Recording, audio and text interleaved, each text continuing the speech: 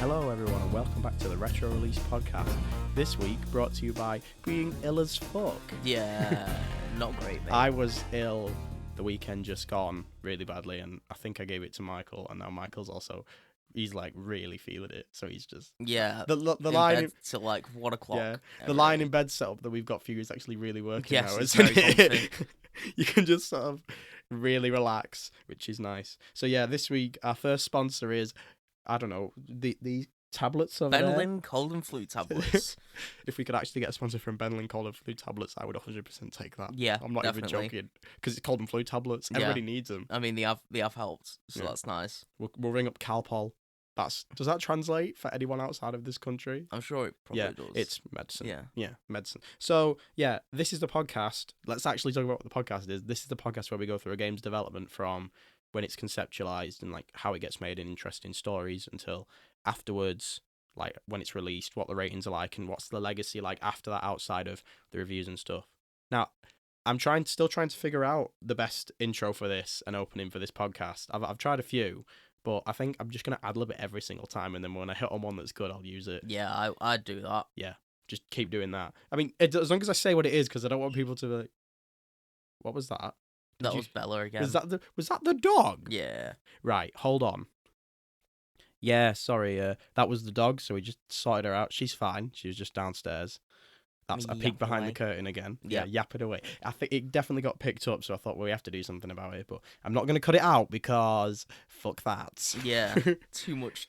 This is the art of podcasting, people. Exactly. It doesn't matter what happens. Whatever happens, you just keep on trucking.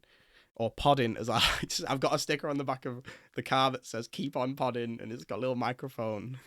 If you stick that on the car, I'm not going to drive the car anymore. I'm a podcaster. Little thumbs up. Oh no. No, thank you. That would be cringe. Nah. So this week's episode, getting onto the actual topic of the podcast, is about the first Spyro the Dragon. And I wanted to do this one because it follows on a lot from last week, because there are quite a lot of similarities to Crash and things like that, and a lot of actual like crossover between the two, and reflections on the first episode of the podcast again. If you remember last week, I said we were always going to be coming back to episode 1. Yeah. We actually do. So I'm just gonna keep going. And then next week, if we do the game I want to do, then we will definitely talk about Super Mario 64 again. So every week, Yeah. we'll just do. And then when we get to like an anniversary episode, I'll just do the first episode again. Let's Just- redo it. First episode remastered. You have to pay 25 quid to listen to it. And then some of the features that are in the first episode, like the intro, you have to pay DLC fees for. Yeah. So this week's episode, as I said, is on Crash Bandicoot, and it's a sort of follow-up to last week. And even though the games from last week, Crash Bandicoot and this one, are very different, I think it's worth doing them both because they're both like, PS1 era platformers and mascots, and there's a lot that comes into that, which I didn't find when looking up the first episode on Crash. That it's actually part of Sony's like marketing strategy to have these types of games at that time. I think you said this week's episode's on Crash Oh. Bandicoot. It's Oh, Spyro. fuck! No, he's done me there, lads. He's done me. Cough away, Michael. Yeah, I was gonna say. No, yeah, he's done me there. But it's good when you picked up on that, because there's always going to be a listener that's like, he said this and he didn't even realise. What a fucking idiot. Got Yeah. him. Spyro. It's definitely on Spyro. It's definitely this on week. Spyro. So, Spyro the Dragon is an open-ended 3D platformer where the titular character, that's Spyro, not Crash, just so we're all clear, must run, glide, and attack through the game's levels to free dragons from the Dragon Kingdom who are imprisoned by Nasty Nork, except he has a silent G at the start of Nasty and the start of Nork. You might as well just get rid of the G's. Big Ganasty. Yeah. That's one of those things where it's like, if the Nasty just had a G at the front, but then Nork didn't, I'm like, yeah, but when he's got it at the beginning of both, that's just confusing. Someone's like, Yeah. what's your name, sir? And he's like, Nasty Nork. Oh, there's a silent G. Oh, where? At the beginning of your first name? No, both. Yeah, it's like one's alright, but When it's for both of your yeah, first name it and last just name. seems a bit It's like odd. if my name was William Nelson, but then I went, oh, there's a silent Q there. And they're like, where? Oh, at the beginning of your first name. William. And I'm like, no, the beginning of both names, so it's technically Quilliam Quinelson. I remember when I was younger, I used to say Ganasty Nork when I'd read it in places because I was fucking stupid and I didn't understand what are they called? Silent letters. Silent letter. I thought they had a proper name. No, They silent. probably do. Yeah. They probably do have a more like Englishy, like academic name academic. type thing. I got a degree where I had to write essays, and I just said Englishy name. Englishy name. Ah, yeah. Ah, yeah. That's the sad thing for anybody that listens to this podcast that isn't English. They don't understand Yeah. half of the things that we talk about because half of it's either English culture or just English words. I tend to think with English, there's always something that's more like something's always more complicated in English than you think it is. Like, How many ways can you spell there? Like 5. yeah, For no reason. It's like, does it really matter? I think from context, people can figure out what it means. yeah, Well, either way, Spyro uses Horn Charge, Fire Breath, and other skills to not only free these dragons, but also to collect the game's gems and rescue dragon eggs. So you collect all the little gems from the things, and then you've got the dragon eggs, which are held by those guys that run around and like I can't really remember exactly how they sound, but that's basically you probably can't even do it with your voice in the moment as well. Oh yeah, because I'm too fucking gruff. Yeah, no.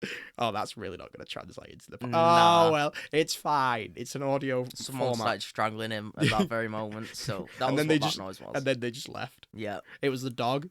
'Cause Yeah. she's downstairs and she's annoyed, so she's come upstairs, snuck up behind me, and then just strangled me to death. So, the game was developed by Insomniac Games, famous for Ratchet and Clank, the Resistance series on PS3. Oh, Was it on PS2? yeah. There's one. Yeah, I think there's one on PS3 and one on PS4. I mean, I it doesn't can't really remember. matter because they're both not. They're not that great. great. We played the first one because it was split screen. It's as a first person shooter. It's in that time where it's like they haven't really not Insomniac themselves, but the first person shooter in a 3D space hadn't really been refined onto these are the best way the controls should work. Like for example, you have to click in the right stick to aim down the sights. Or Yeah, something. it should always just be your left trigger. Yeah. Like, Unless it's like Halo, in which case it pioneered it at such a stage and in such a way where you can get away with having you don't aim down the sight, but the left stick's the left trigger is grenade. So I think, but yeah, it came out at a time where first-person shooter controls. I think graphically it was fine, but controls it wasn't a universal blanket for them. Like so. the story's fine. I like that idea of it. It's just not executed well, and it feels like a very, very bare game. Yeah, I mean, I enjoyed it, but I've not played the third one. Was it the second one was the first PS2 game, or just one of the first console games to have like 30v30 multiplayer matches? Something like that. Yeah. So that's good. Good on them. And then the most recent game that Insomniac have made, probably their most famous up to this point now, is probably Marvel's Spider-Man. Yeah. Yeah, which I think everybody really liked. Oh yeah, that's a great game. We could do Marvel's Spider-Man, but I think if I want to do a comic, we'll do Spider-Man 2. Yeah, I was gonna say obviously. it has to be Spider-Man. It 2. has to be Spider-Man 2 because Like, it's so good. I have more memories of it just like freezing than of actually playing our it copy properly. just does not work.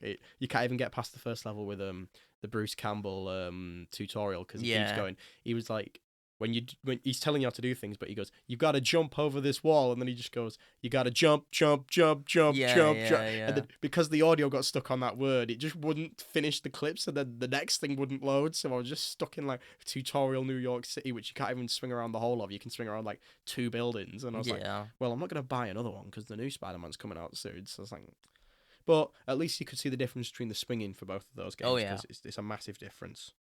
So. This game's made by Insomniac, and they made the games that we just mentioned. So, Ratchet and Clank, Resistance, Spider-Man. And they were enlisted by Sony at this time, so like mid-90s, to create an IP that would rival the Nintendo 64's outreach to a younger audience. Or as those games are more commonly known, like the sort of young person games at that time, I've said mascot games. You've got Mario, Banjo-Kazooie, Conker's Bad Fur Day to a lesser extent, because he's actually like crass as fuck. Spyro, Crash, Ratchet and Clank is a mascot game. Jak and Daxter, like all those types of games where it's the name is based off like a character usually, and it's the character's like the focus of the game, and they're meant to be like not cutesy, but they're meant to be recognizable, cartoony, So look like a TV show in a way. The game Spyro was released in 1998, just 2 years after Crash Bandicoot, helping to solidify Sony's PlayStation as the family-friendly console, because that was their aim, as you've heard. They were trying to rival the Nintendo 64, like market more to children and that sort of demographic, which at the time was like a massive thing. Like these days, there's a lot more marketing to. I would say consoles market more to adults, even PC games as well. The reach is so wide, in terms of the marketability of both consoles and the games that are included, that there's like anyone from even if you're like 9, 10 years old, all the way up to someone in their 30s. They all like share the type of interest in it. I know what you mean. It's like it's like little kids these days were playing COD. Yeah, it's cross-generational as well. It's like, you'll find 9-year-olds on FIFA, but you'll find like 30-year-olds on FIFA as well. They're all still screaming like babies though. Exactly. And breaking controllers. That's what unifies us. Well, what I suppose I meant by that was they're marketing to one specific audience, but it's more adult. And in terms of what I would call mascot games and Mario or not, Mario, I suppose Nintendo still market to kids in a lot of what they do, but most of the other side of it is it's nostalgia more than anything. Definitely. And I think that comes through because all of the games these days are remasters as well. Yeah. Which is a completely different issue, but it's that's why these things were big at the time, because they were marketing to kids. And the reason they're coming up again and you've got remasters of Crash and Spyro is because they're marketing to people who were kids that they were marketing to in the 90s. Yeah, so that's why they're banking on nostalgia. I don't think many people who bought the Reignited trilogy or Crash Insane trilogy were like kids that were like, oh, this looks cool. Maybe some were. Oh, I don't doubt it, but a lot of them were probably parents that were like, oh, I remember this. I get what you mean. I'd probably say that's... Yeah, mascot gaming basically like is no longer a thing, apart from nostalgia, basically. I'd like to see it come back. Apart from Mario. I don't know. You don't Little really... Big Planet is kind of a newish IP, isn't it? Yeah, I suppose, but it's not really around anymore. It was... What else was there, though? Ratchet and Clank's back. Oh, that's nostalgia, isn't it? I'm trying to think new. Ukulele, but then again, that's basically trying to bang on the fact that it's Banjo-Kazooie, but shit. Yeah. Yeah, so it's not really like new. It is new because it's not Banjo-Kazooie, but for all intents and purposes, it's meant to be Banjo-Kazooie. Yeah. Yeah, so it's not really a thing anymore. So that's why a lot of these and this and Crash are all interlinked, because they come around the same time. This is like, if you'd say this generation is like shooters and battle royales, 20 years ago it was like mascots and the rise of like first-person shooters like Doom and things like that. Yeah. So we get onto the conceptualization and development of the game, and Spyro the Dragon was Insomniac's second game, with their first being a game called Disruptor, which I saw, which is like a Doom-style first-person shooter with like robots. It doesn't look very memorable. It looks cool, but it's not something where you go, I know what that is, because apparently nobody bought it. Like, commercially, it was absolutely panned. Nobody bought it, nobody cared, and that was because after I was watching this documentary about the game, which will be linked in the description and show notes for this, and on the WordPress, that'll plug there for the WordPress, where you can read the whole script for this and find all the sources. They said, the developers, that the reason nobody picked that up is because they didn't really have the money to market it at all. Yeah. So it was like, whilst critics apparently absolutely loved it and lauded it and said it was a great innovation in the shooting genre, and it was really well done, really tight controls, all the good stuff that you'd want to hear, because they couldn't market it because they had no money, nobody bought it. But then, because it was critically sort of lauded, Sony and Universal saw this, and Universal went to them and said, we'll fund your next game if you want. And they were like, yeah, go on then. We'll take it. Yeah, go on, lads. So that sounds exactly like what happened to Crash, doesn't it, actually? Because they made... What did... Last week we said they made something, and then Universal came to them, and Mark Cerny, I can't remember what it was. But it's a very similar story, basically, at that point. So, Insomniac artist Craig Stitt suggested a dragon as the protagonist for this new Universal game, due to his interest in the creature and the sort of mythology behind it. As the game was starting development, it was meant to have a more dark and serious tone, according to Insomniac COO John Fiorito.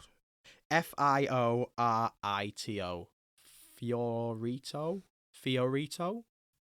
Begins with an F, doesn't it? Yeah. Fiori. Fio, like Fio, and then Rito, like Rito. Rito. Firito. Firito. COO, so that's like a CEO, but it's Chief Operating Officer, which is basically the boss. Kind of. Yeah, there's loads of different types. You've got CEO, CFO. Like, they're all very, very high or Yeah. executive type people. Yeah. So whilst good old Johnny Fiorito was like, let's go for a dark and serious tone for this game about a little child dragon, Universal executive Mark Cerny, who you might remember from last week, who was also a producer on Crash Bandicoot, said you go for a more light-hearted tone, to give it a more mass-market appeal, which again ties into the whole thing that Universal were going for at the time and Sony to rival Nintendo. So, and I can't imagine Spyro dark. Actually, I can. It was that trilogy with Elijah Wood. Yeah, I was gonna say. And those were apparently all right, but I don't think anybody, when you think of the two Spyro trilogies, goes, oh, the ones with Elijah Wood, lads. Yeah, those I were know. sick. And then there's that other dragon that Spyro wants to fuck or whatever. I've never played any. I think I played the first one a little bit, and it was like, this is just like Spyro, but not as interesting. Yeah. And takes itself a bit too seriously. But I suppose that's because that kind of serious sort of game is marketed towards like young teenagers, edgy teens. And at the time I was like 19 and I was like, oh, I'll give this one a go because I like Spyro. And I was like, yeah, no, it's not for me. Yeah, that was fair. Which is a shame. But either way, they went for a more light-hearted tone and mass market appeal. Originally, the dragon was to be called Pete, but developers felt it bore too much of a resemblance to Disney's Pete's Dragon for obvious reasons. I mean, also Pete is a god awfully boring name. No offense to any Pete's listening. Well, no, it's not boring, but for a dragon, it's not. It's not a good name. To be honest, I'd say it's straight up boring.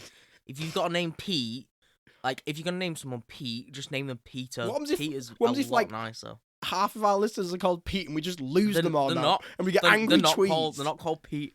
Anyone who's listening to anyone who's called Pete who's listening, right? Fuck off. Yeah, don't listen anymore. No, I'm sure this sort of ringing endorsement, or just the fact that we've mentioned your name, it means you'll probably come back. Yeah, because it feels more personal. Please come back. I miss you. Even though we're talking shit on you, Pete, please come back. We need you. We need the listeners. Don't leave us, Pete. Yeah. If we actually have someone called Pete now, this is going to be really weird because he's probably. I doubt we will because he's probably sat there like, what the fuck? Yeah. Well, maybe one day we will. He'll come back to this episode and then it'll freak him the fuck out. Yeah. If you do, Pete, send us a tweet. Pete, send us a tweet. Tweet us, Pete. Tweet us, Pete. That's better. Tweet us, Pete. So originally the dragon was going to be called Pete, but developers thought it bore too much of a resemblance to Disney's Pete Dragon, and they feared a lawsuit for obvious reasons. Because if they were going to call it like with the same naming convention, they would have just called it Pete the Dragon, and that's dangerously close to. I know Pete's Dragon, the dragon in Pete's Dragon isn't called Pete because it's. I swear I've not seen it, but it's a really old film. It's about a kid called Pete and he has a dragon. Yeah, but it's dangerously close. So they decided to go with the name at first Pyro, like because he breathes fire.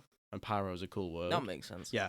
And then, but they felt it was too mature because obviously they weren't going for a dark and serious tone. So how did they get around the mysterious tone? They just found the letter S and just whacked it at the beginning of the word and went, that'll do. It's because they saw Spy Kids. That's why I thought Spyro. Ooh. Pie Kids. PY Kids.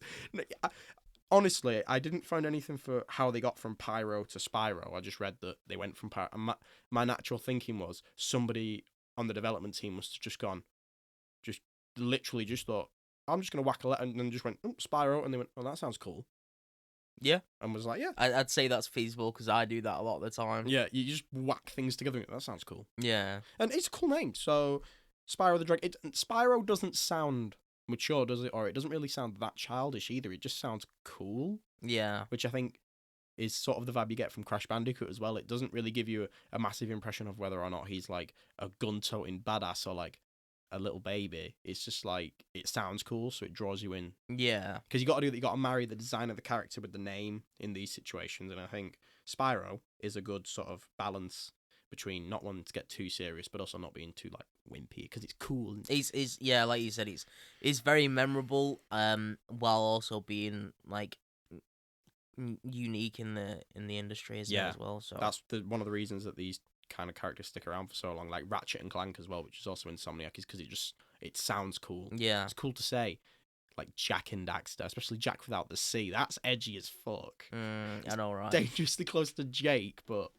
Jake and Daxter. It's me, Jake. Jak and Jake. Jak and Jake. So as mentioned earlier, and throughout this podcast up to now, this game bears a lot of similarities to Crash Bandicoot, and these sort of speak for themselves when I found out that Naughty Dog and Insomniac's offices, because they were both part of Universal and they were in LA, they were apparently like 50 meters apart from each other. They're like they basically worked opposite. That's mad. That is mad. Like, and then that's when you start to sort of realize that the fact that Spyro has a demo in Crash Bandicoot 3, and in Spyro there's a demo for Crash Bandicoot 3. Did I just say that, or have I repeated myself? Basically, they had a demo for each other in each other's games. I got really confused and tried to say it the second time. I'm like, am I saying the same thing? I'm going in to say it's all that cough medicine and the drugs. Yeah. I'm just like, not actual drugs, like, illness drugs. Medicine. Illness, say that. illness. How did I get a degree where I had to write essays if I call medicine illness drugs? Illness drugs. It's not wrong. That's what you Yeah. Yeah. I mean, it almost implies that, like, the drugs that will get you ill. Yeah, it does actually. But it's like when you try and pad out your words in an essay. Instead of saying medicine, I'll say illness drugs. Yeah. So they worked across from each other. And Crash character designer Charles Zembilas also designed Spyro as well. He lent a hand. So it's almost like the Spyro guys turned up and they're like, we're only making your third Crash game, but can you come and draw as a dragon? And they were like, talk to Charles over there. And he was like, hello. And then they just like took him across the way and he was like, draw as a dragon. He drew it and they were like, done. Got him. Nice. Sick. I'm doing the phone ring cool sign. Lads sign. So their flamboyant emotion that they wanted for the character sort of speak for itself, if that makes sense. Or did Spoke for itself. Spoke for itself. I just sort of had a bit of a stroke again. Yeah. This is what happens when you try and record it when you're ill. I know. I lose it. The point is, the design they wanted for, which was like youthful and not flamboyant, massively flamboyant and like really, really emotional, but that sort of, you can see the emotion in the face because he's got a big face and big eyes. That's what they wanted to go for, and you can see that in Crash, and you can see it in Spyro, so you can see how they sort of influenced each other, and that speaks for itself in the fact that the demos were on each other's games. Yeah. And much like how Crash's world design had to change due to his colour, because if you remember last week we were saying they wanted lava levels, but then they were like, well, Crash is orange, we can't really do lava levels. Yeah. Can you hazard a guess at what Spyro's original colour was? On top of that, I don't know, was it green? Yeah, it literally was. Yeah, boys. That's why I said that, because Nice. if you imagine Spyro, it's like lots of green. Yeah. And apparently originally he was green, and I can paraphrase what I've written here because it's so simple. It's just the developers went, well, we can't have him be green with green grass because that's just fucking dumb. Yeah. So they went, what's the opposite of green? I think on a colour wheel, purple's the opposite of green. It's going to be close to the opposite. Yeah. So they went with purple, literally because green wouldn't work. It's like they're not going to change the colour of grass, are they? Because grass is always green. Yeah, I know. It's not like they go, make the grass purple. Much like with how always greener. Much like how with on the other side of this podcast. You lads. Lad, get to the end. Go on. I dares you. That's my dare for everybody who's got to this point in the podcast. Get to the end. Get to the end. Please get to the end. Finish it off. Let's get that listen. Entire one listen. That one listen. Well, we really appreciate it. Yeah, we do. Yeah, thank you very much. It helps us grow. Follow us on Twitter @ReleaseRetro. Plug it, boys. I'm plugging it for a joke, but I'm also plugging it like when genuinely. Like when people on YouTube tell you to like, comment, and subscribe as a joke, and they're clearly being satirical, but you can tell just underneath all that it's also like, well, I am also reminding them to do it. So yeah, exactly. You hit both bases. So yeah, either way. So they went with purple because they weren't going to change the color of the grass, much how like in Crash they weren't going to change the color of the lava or whatever, so they just got rid of the lava.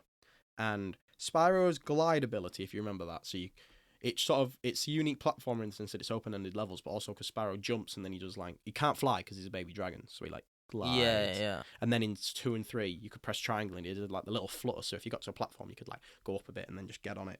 So Spyro's glide ability meant that Super Mario 64, there it is, there's the reference. Lads. Super Mario 64 style open-ended levels could be traversed by the player very quickly, but also that they could be exploratory and open-ended, so a lot like Mario 64. Yeah. So, and I'm not shitting you when I tell you this, the developers, Insomniac, brought on NASA engineer Matt Whiting to help them with the programming of the gliding controls. They That's brought on a spaceman. A spaceman. I was going to say astronaut, but I thought spaceman had a bit more. Is he an astronaut though, or is he just an engineer? That's a good point. Actually, he's not. He's an engineer, but still, he works for the space company, so he's a spaceman.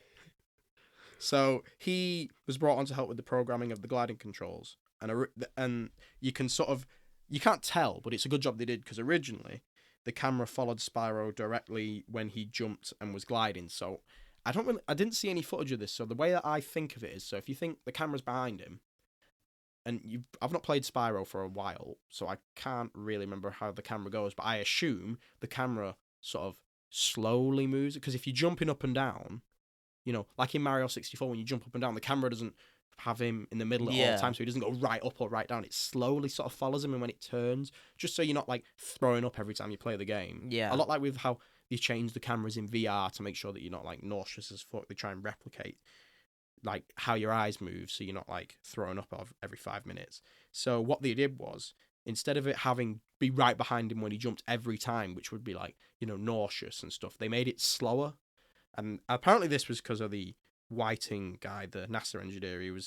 He said that the movement of the camera was compared to the rocking of a boat. Yeah. So that would make you feel sick like pretty quickly. Yeah. So he was basically brought on, and he told them they had to like slow it down and change the camera movements to be more like ergonomic and fluid and natural feeling, because otherwise it was just disgusting, basically. Yeah, you give you pretty bad motion Yeah, sickness, you don't want that, especially because Spyro has those flying levels as well. Yeah. Yeah. Oh god, imagine a 10-year-old kid on the PS1. He's like, "Hey, little Jimmy, are you playing?" Yeah, all right. Just like he's throwing up everywhere because he's flying around, and you could like move really quickly. Well, Joshua Bernstein of Medium.com says that the game had a jump and glide gameplay loop. This is rather unique to Spyro's games, as it acts as a more in-depth traversal tool, allowing for longer gaps, higher platforms, and more interesting and different challenges to your typical, like, Mario's triple jump. And I was looking through this article. This is the only thing that Joshua Bernstein's Medium article really was interesting about, the fact that he called it a jump glide gameplay loop, because I think if you think about it that way, instead of it being like a jumping game like Crash or Mario, it's a bit more interesting. But he also mentions in the article Moneybags, if you remember who that is. And this, I felt like I had to mention. Sure. It's the guy, he's like a bear, with like a tux on, sort of, and he has money bags, and every single level he's like, "Spyro, give me money to get to the next level." And he's like, he basically extorts you out of all of your gems. So you have to go around and collect gems just to pay him so you can go to the next place, so you can save the world. And it's dirty like, capitalist. He's like, "You're trying to save the Dragon Kingdom," and he's like, "I'm a bear. I'm not a fucking dragon. I don't care. Give me money." Yeah, he's promoting capitalism, much like Monopoly, which was ironically designed to show the horrors of capitalism, but then it was all capitalismed out because people bought it off her and copied the game. I was gonna say, and then it sold like hotcakes. So in trying to show that capitalism was bad, God, I love the free market.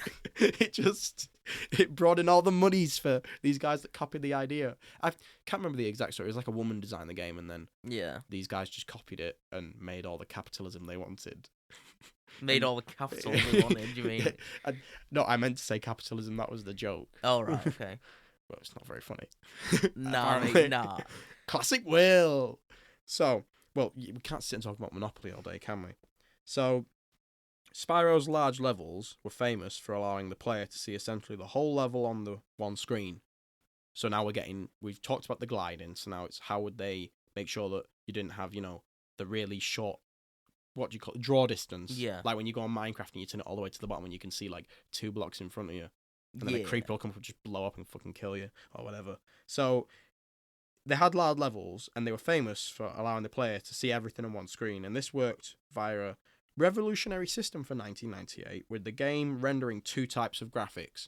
Now, the easiest way to explain this is, so it renders the whole map in like really low, really shit polygons. And you could see the end of the map, but it would look terrible. And you could see right in front of you, but it would look terrible. And then what it did was, around Spyro, they created this like ring. So wherever in that ring, the game looked really good. or as good as it could at the time for 1998. And when he moved, that ring followed him. So what that means is, in your immediate vicinity, wherever you look, it would be the graphics that they wanted it to look like. And then in the distance, you would see, I don't know, a tower or another platform for the level, but it just wouldn't look very good. But because it's far away, it's like you wouldn't see half the detail anyway. Yeah. So it allowed to load the whole level in one, and then it loaded the level around you as you went. Yeah. And I can't think of any other game. I'm sure many games do that these days. Yeah, definitely. Especially ones that are 3D. But Mario didn't do that because it had, a series of... Well, it's the same thing, but I think they were smaller.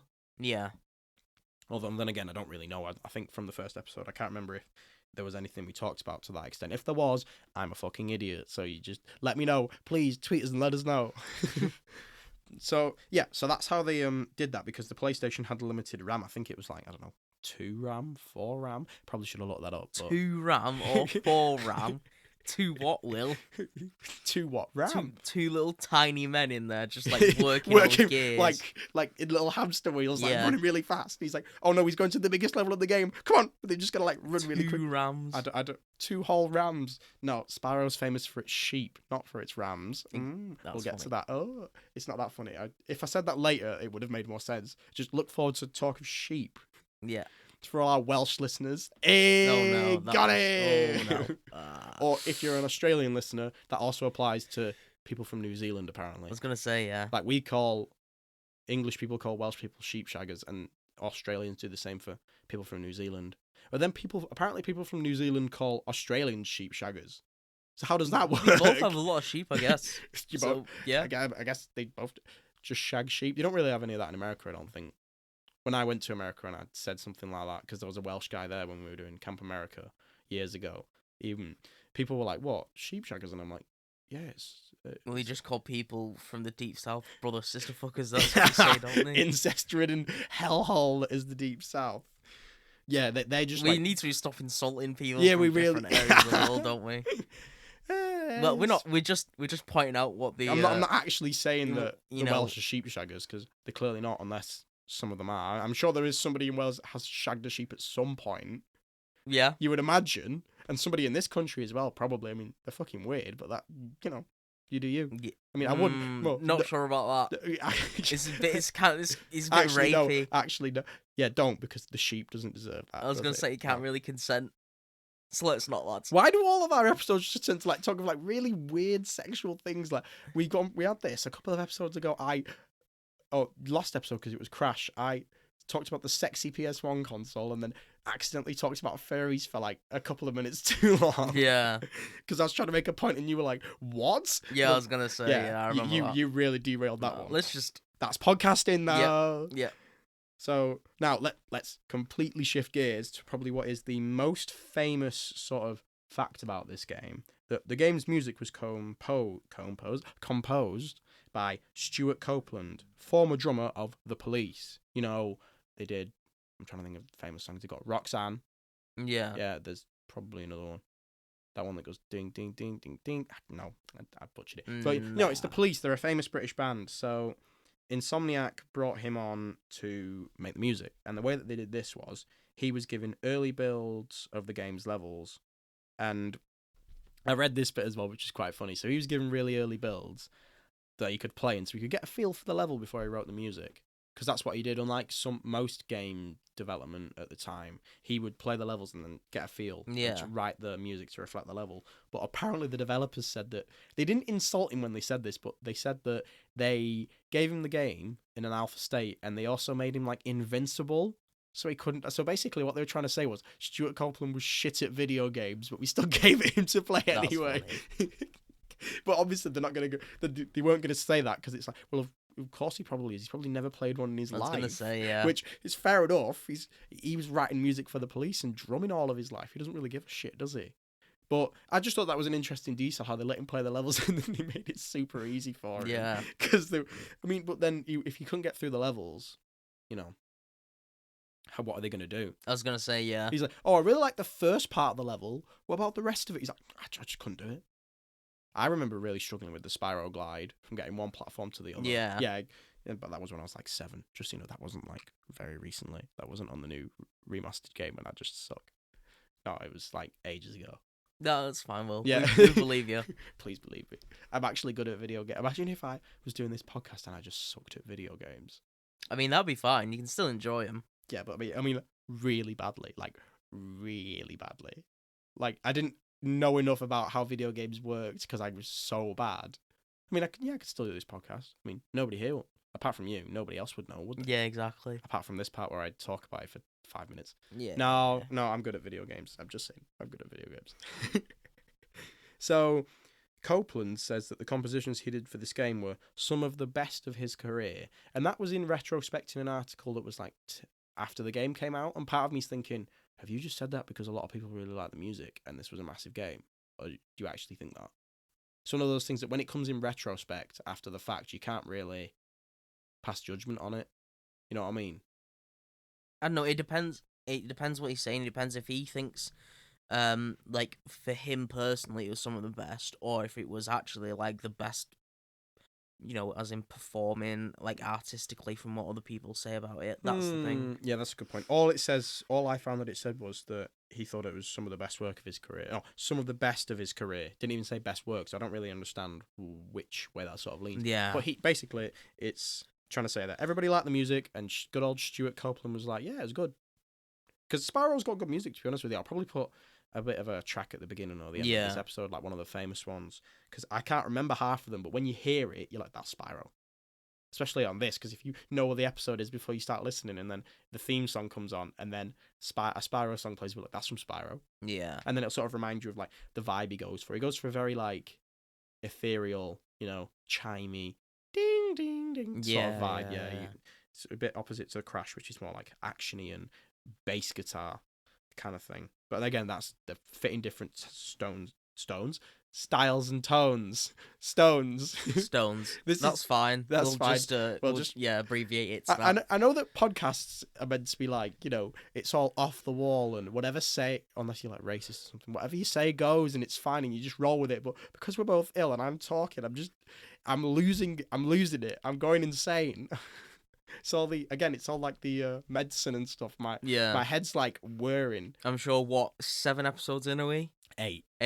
I'm sure you can get forgiven, Will. Like, I don't know, by the time we're 100, maybe it's a different story, but if I'm just like no, it's fine. I'm sure it'll be fine. Yeah. I'm sure it'll be fine. It's more just about, I want people to hear about what happens to these games and how they got made and interesting facts and stories, Yeah. So, and as per usual, one of the places that I looked, like, because I usually start on Wikipedia because it's the best place and it has loads of links at the bottom to interesting pages, so I always go to the links and stuff. But then the other place that I go, if you remember the Simpsons Hit and Run episode, is the fandom page. And the fandom pages have a trivia section. Nice. If you remember from the Simpsons Hit and Run, it was like one trivia fact and it was absolutely shit. It was the one about Principal Skinner and the school and the date that Milhouse said it was open. But it was actually a Saturday and it was like schools to open on a Saturday and it's like, no shit. Yeah.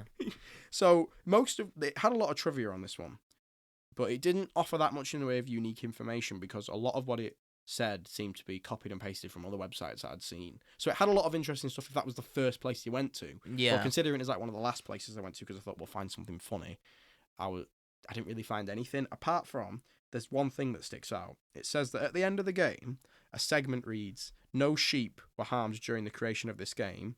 A few norks, but no sheep." And they said that this was likely due to the fact that the marketing for the game focused a lot on sheep and a specific sheep called Toasty.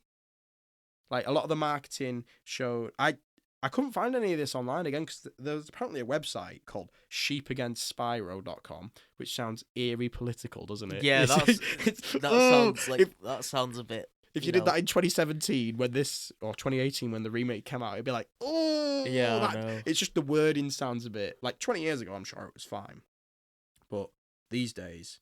So basically, the marketing was focused around Toasty, this sheep, and he would like protest the fact that Spyro was like violent towards him, which again I don't think that would play today. Yeah, at all. That's a bit. Because you might be it's like the Pepsi advert a little bit, but less on the nose. Oh, you mean the Pepsi one? The where Kylie it's like... Jenner one. Oh, where she hands the Pepsi to the police dude. Oh yeah. tell a police officer, and it stops like a protest going violent, but Oh, it's yeah. like it's a really really bad on the nose. Yeah, like this. I think if commercial. they did this today, it wouldn't be that bad. But there would be comments of people. Yes, There would be comments of people being like, "Yeah, you're protesting the sheep that against Spyro being violent against him." But then in the game, even though it's cartoony, it's like, but in the game, Spyro is just violent. So yeah, I was gonna what say. message are you trying to? It's conflict in the. It's. I imagine it was quite funny, like Yeah. 20 years ago, and it was good marketing. But today, because of PC gone mad and all of that kind of stuff, I hate Pete. Whatever. I think it'd just be I think people like, fair enough. People would draw similarities to other types of, especially like like Hong Kong protests. Yeah, it'd be Let's like, hope we don't get "Ooh." fucking censored now. Just we from mentioned mentioning the Hong word Kong. Hong Kong. No, yeah, Free Hong it's... Kong.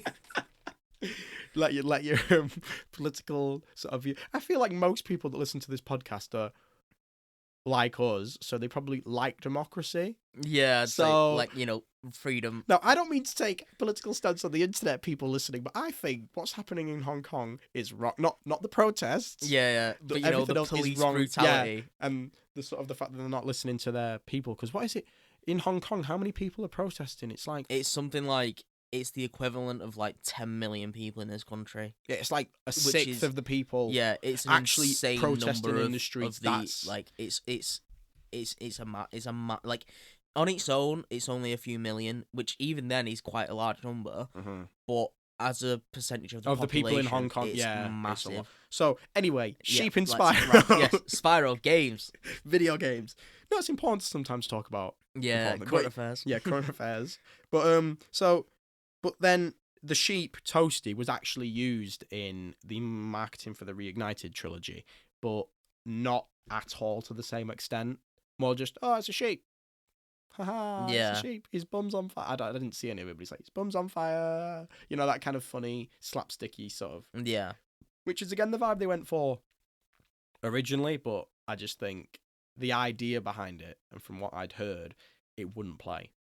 Which is, again, it's interesting because it was like 20-odd years ago. 21 years ago now that game came out, so the marketing was probably like 22, 21 years ago.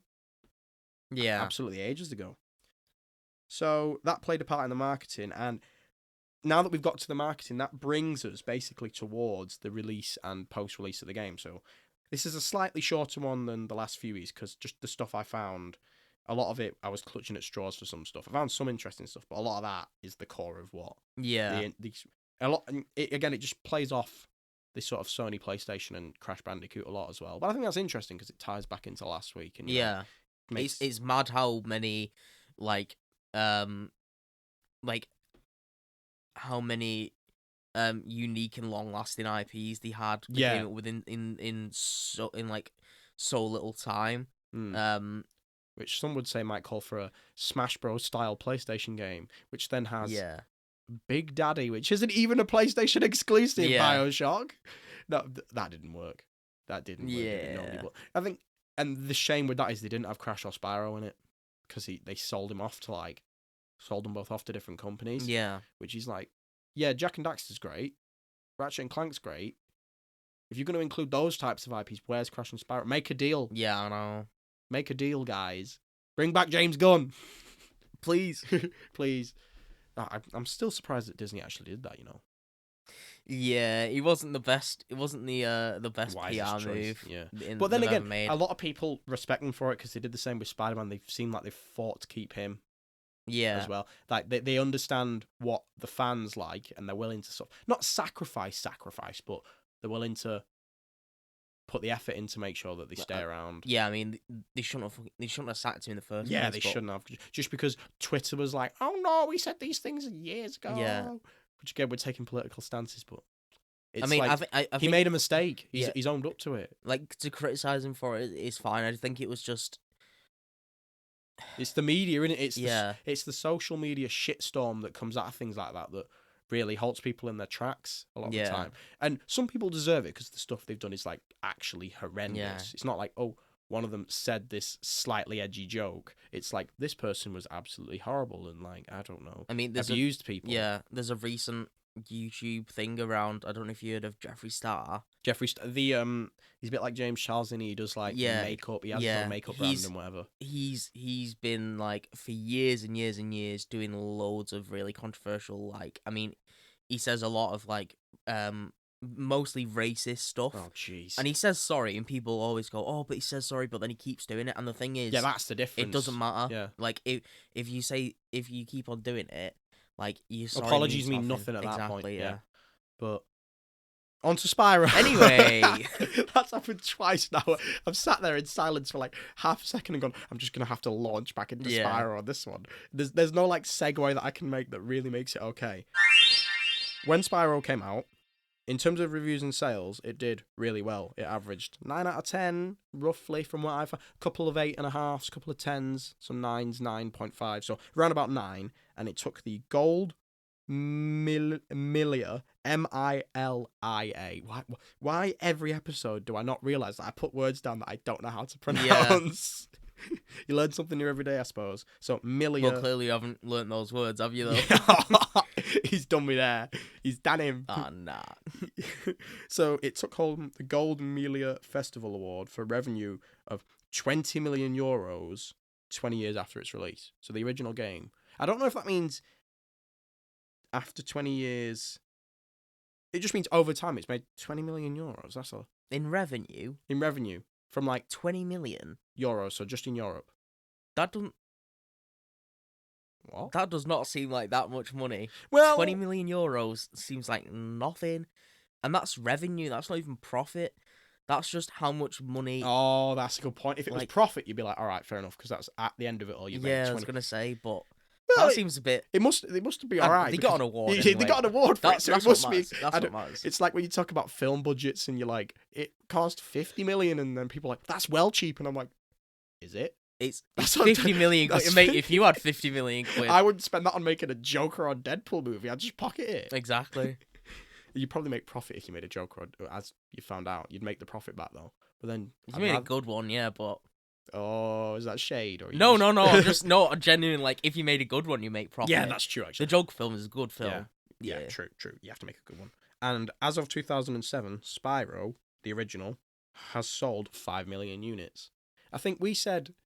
As of like 2003, the original Crash had sold like 6.8 or something. So they're both big. I was going to say, because if you think 5 million, let's say maybe average like 30, 40 quid. Yeah. 30, 40 times is obviously going to be a lot more than 20 million euros or whatever it is. Yeah. We'll be in the hundreds of millions at least, I reckon. And on top of that, Spyro was also part of the original PlayStation's greatest hits lineup, alongside Crash 3, Gran Turismo, Cool Borders 3, and Twisted Metal 3. So, alongside Crash, a car, a snowboard, and a clown. So that's their marketing. I like that as well. They say we want to market towards kids more as well. And then the greatest hits, you've got Crash and Spyro. Yeah, okay. Marketing towards kids. Gran Turismo, kids can play it, but it's very much like a driving simulator, isn't it? It's meant to be super serious. Cool Borders 3, yeah, marketing towards kids, because I think that's cartoony, but it's snowboarding, it's cool. And then Twisted Metal 3 with a killer clown with his head on fire. And he drives around an ice cream truck and like blows up other people. Although I suppose that's probably when they decided to... We could do an episode on Twisted Metal, actually. But they probably decided to make games like Twisted Metal and Metal Gear Solid because they wanted to appeal to older people as well. But but they definitely also wanted to get those kids and just like... That sounded wrong. He said that while making a fist as well. Like, get those kids, yeah. I meant I was doing it as in like... closing my fists slowly. Sorry, closing your fists around some kids' throats. That's what he's saying. No, closing it slowly to like bring them in. Like they wanted those IPs to bring kids in, as we mentioned throughout this episode. And then it seems like the greatest hits lineup was to be like to push forward. From what I've seen, those aren't all the greatest hits, but it seems like they would include those games because that you know what greatest hits are, don't you? Where it's essentially they release the game again.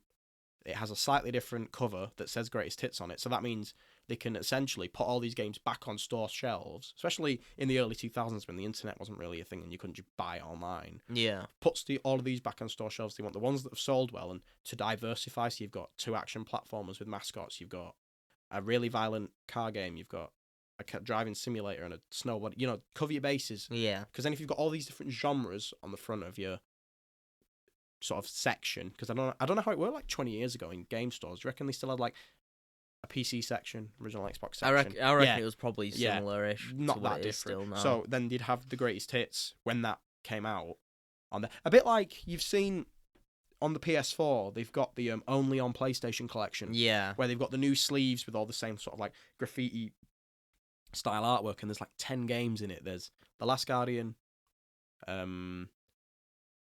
Spider-Man, The Last of Us, Bloodborne. Basically, all the big only on not like PlayStation All Stars where you had BioShock, like actual only on PlayStation games, and they're all PS4 ones. Which again, that brings those games to the forefront, and they probably picked the different types of games to cover the basis. Similar marketing strategy, actually. Yeah.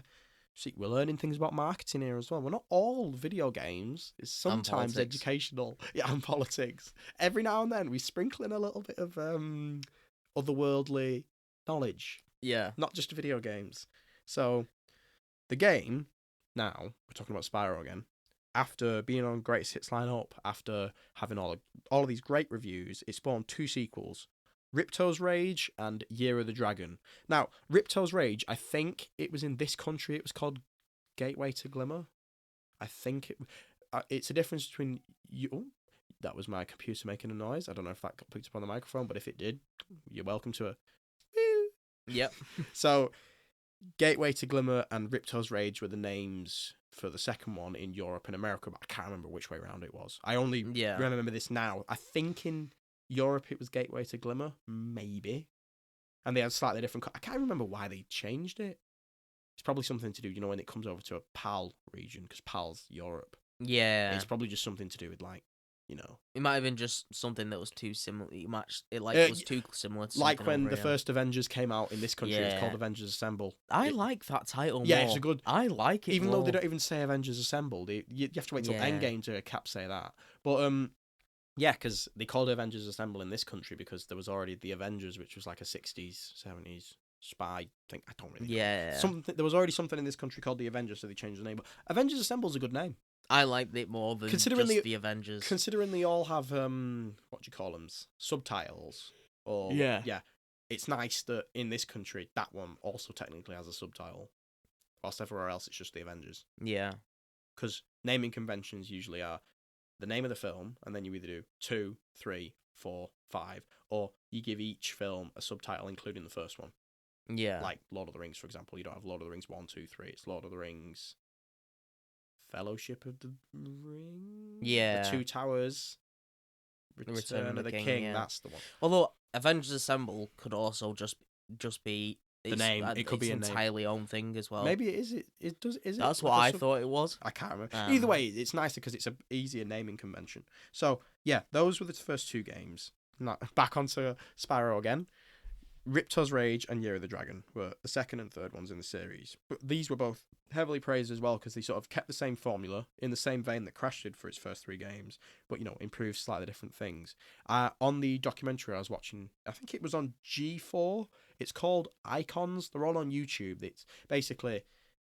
it's little documentaries, like 20 minutes, 30 minutes-ish, and it's about different icons in the gaming industry. So it might be a certain game character, it might be a certain company, might be a console, might be a person. Yeah. So in this regard, it was an episode about Insomniac. Yeah. And they said on the second one, they were like, how are we going to improve this game? And they came down to the realization that they'll just put loads of different mini games in it. Yeah. Which is why in the second one, you have the little, the ice hockey and you swallow the puck and then you spin out and things like that. And you've got the skateboarding. I mean, they're some of the things that I really remember about those games as well. So they did well in terms of changing up the formula with mini games and stuff.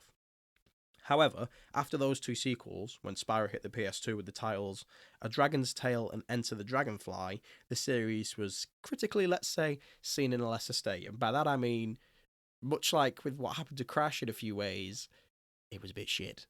Yeah. Which is a shame. But even so, he crossed over with Crash on some Game Boy games. They were like 2D platformers. There was one where the Spyro one, he got thrust into the world of Crash and he had to fight Neo Cortex, I think, and then the Crash one's the other way around, something like that. Basically, they mix up and the villains switch over and things like that. I remember those games as well. They were all right, not amazing, but not like absolutely terrible either. Yeah, it's just cross marketing and things. So both of these series, Crash and Spyro, sort of went a little bit more let's say, quote unquote, serious with the, as we mentioned before, the serious Spyro trilogy with Elijah Wood playing the titular dragon, which again, it screams to me they've seen Lord of the Rings and they were like, this is Spyro, but it's Lord of the Rings. Yeah. Yeah, and I don't really remember Elijah Wood being that good as Spyro. Probably not terrible, but I can imagine he'd do a good job because he's a good actor. Yeah. But then I just think of Frodo as a dragon, and I'm like, no, it doesn't work. Doesn't feel right, does it? Yeah. I know what you mean. Just, I mean, they're both small. Yeah.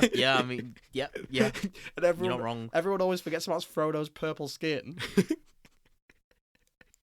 I could see Michael, he's grinning. I was waiting for a laugh. He's just not giving him it. Yeah, he's it holding wasn't it. funny enough, unfortunately. Oh, god damn it. I'll get him one day. Stick around. I'll get him. Just wait, carry on listening over and over. Repeat, listen to him. Yeah. The podcast. I have got you on something, or I will get you. Yeah. That's the, not the Chekhov's gun. That's the Schrodinger's cat of this podcast. One day Michael will laugh or he won't. You don't know if you don't. If you don't listen, you'll never know. That's true. Basically, what I mean by this is you're the Schrodinger's cat of this podcast because if you don't listen to any of the episodes, Michael, it is equally as feasible to either laugh in every single one at one of my jokes or not. You just don't know until you have to listen. There we go. Nice. That's it. That's what I was getting to when I said Schrodinger's cat. I was like, I had it in my head what my concept was, but I couldn't really apply you laughing to a kind of box. So I had to like think it through as I was saying. Podcast drinking game. Yeah. Shot every time Michael laughs. So you're going to be sober the whole time? Yeah, I was going to say. Is that a good thing or a bad thing? Did you get me or did you get the listener? I got you, Will. I got you. It's good for the listener because they're not getting absolutely off the tits. Maybe they'll have one shot if they listen to all 8 episodes. Yeah. There'll be one time where you laugh. So they'll be all right. They'll be tipsy. They'll go out. They'll have a good time. But if it was every episode... Then again, it's like over 8 hours. So it's like...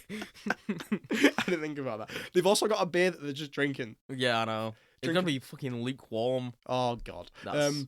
Just put your phone in the fridge while you're listening to the podcast. Yeah. No, don't do that. I'm fairly sure. Maybe in the fridge it'd be fine. In the freezer, I think you'd damage it. Yeah, I think you'll fuck it, mate. In the fridge? In a freezer. Yeah, but in a fridge you'd probably be fine. Nah, you probably be... It's 5 degrees.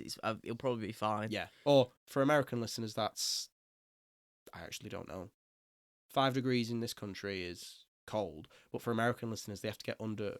They do Fahrenheit, don't they? They do Fahrenheit. You have to get below 0 before it starts getting cold. Like, above 0, it's still technically... No, you don't. I thought you did. No. Because, like, 100 degrees is about 40... 100 degrees Fahrenheit is, like, about 35 to 40 degrees here.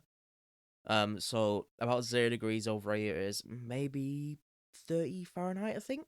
Okay. So, if we're saying 5 degrees in the fridge over there, it's probably, like, minus... Just like minus 20, 30? Yeah, it'll be definitely a minus here, yeah. Okay, just don't put your phone in the fridge. That's the message. Just don't do that. Also, speaking of phones, I'm not reading the script off my phone anymore. I've got a tablet. Managed to figure out how to get it on the tablet because it wasn't working for ages. So now I can actually read the screen instead of having to be like squinting at it, like looking at the microphone, like leaning over it. It was life hacks. Life hacks. Tablets for reading. Yeah. While podcasting.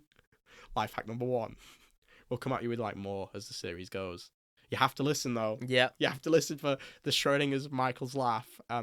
Your podcast life hacks. Exactly. Life hack number 1: don't listen to this podcast. No, do listen to this podcast. We'll do more life hacks. You will look like you're gonna laugh. Then I thought I was gonna get 2 in 1. Do a podcast life hack, which was self-demeaning and funny, and then you were gonna laugh. But again, nope. Alas, it wasn't this time. Nah. It's probably not gonna be the episode. To be honest with you, I'll just stop trying. Yeah. Next week. Next week I'll get him. You can try, yeah. I'll get him. Oh, I will try. Oh, straight out the gate. Oh, it's picking up my click. That's great. I love that. Nice. I'll get you. I will get you.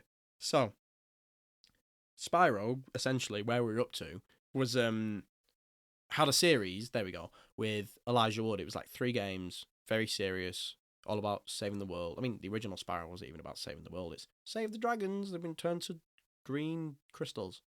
But then this one, it's more serious, you know. They tried to go for, evidently, a Lord of the Rings vibe, as we were saying, because they hired Elijah Wood, and they wanted it to be like a trilogy. They wanted it to be super serious, they wanted it to be long form, all that good stuff, but then it was down the middle. Apparently in the 3rd game, though, he could just straight up fly. Like, Fair enough. didn't even glide. He's like just flies. I think you've got to get to that point. In a trilogy, Eventually, yeah. It's like, as going back to the Avengers, it's like if in the Avengers, none of the characters ever said Avengers Assemble. Yeah. It'd be like, come on. Yeah, I know. Yeah, that's what the Avengers do. They assemble. Number one, they avenge, and then they assemble. Exactly. It's like Spyro the Dragon. It's like he doesn't breathe fire and he doesn't fly. It's like, well, he's not a dragon then. Yeah. So I suppose, they had to get around to it at some point. They got away with it on the PS1 because they had the specific levels where he could fly. Yeah. And the rest of them he just glide. And he was meant to be like a child dragon, so, it wasn't like he could do it all the time. But then Spyro sort of took a shift after that. And I don't know if you remember this. When I was in high school and primary school, I saw adverts for this, but I never got it. It was they originally marketed the Skylanders Toys to Life thing with Spyro. Yeah. Where he was, I won't mince it here, Spyro was ugly as fuck.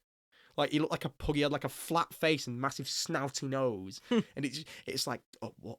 No, please. Yeah. He doesn't even look like a dragon. He looks like a pug with a long neck with purple scales. It's not right. So, yeah, they used him to market Skylanders at first, and then they stopped using him. I think he was still a character in it. You could still buy the little figure. Yeah. And then they used Crash before the remastered trilogy came out, actually.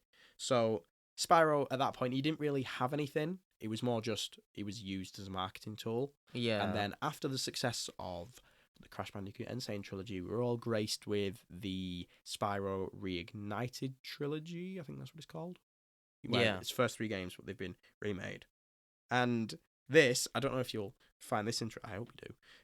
Spyro was even supposed to have a series of movies in the mid-2000s based off the serious video games. Not sure about that. Nope. Yeah. I'm glad that didn't happen.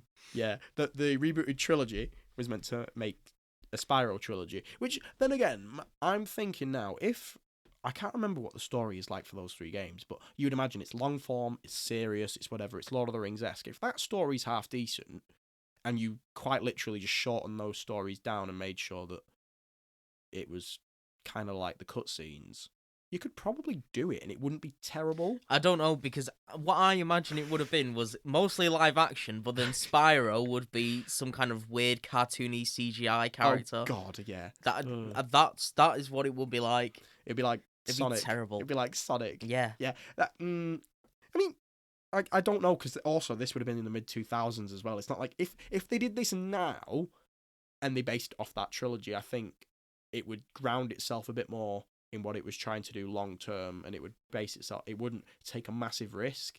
But like 10, 15 years ago, yeah. Well, because they wouldn't just go straight up animated and make it look like Spyro. Yeah, they would do something weird. It'd be like Spyro, but he would either look too real or he'd look like a guy in a suit, like the Cats trailer. Yes, like exactly. we were talking about, like on episode 5. No. Yeah. Oh God, it'd be like this really weird, like mixture of the two that just wouldn't. I can imagine that's what would happen.